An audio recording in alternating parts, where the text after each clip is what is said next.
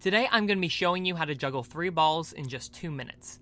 Now it'll take a lot longer than a few minutes to learn, but I will be outlining all the steps you need to know to learn how to juggle.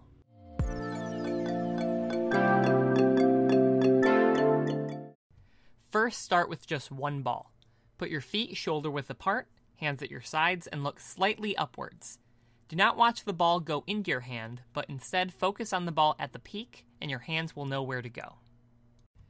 This may seem trivial for many of you, but keep practicing until it feels solid and comfortable. Now, grab your second juggling ball.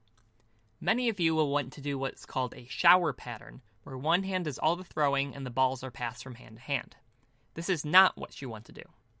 Instead, throw both balls into the air, starting with your dominant hand, and releasing the second ball when the first ball is at its peak.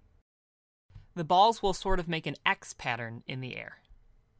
This may seem more difficult, but it is essential to learn to be able to juggle 3 balls.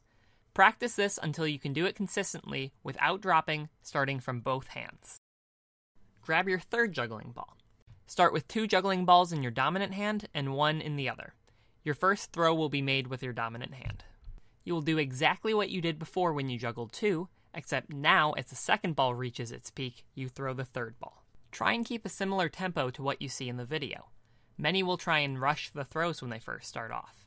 Make sure to keep your feet still and make sure your throws do not go too far forward or backwards. If you have trouble with your throws, try and go back to practicing 2 for a little while and make sure your throws are very clean.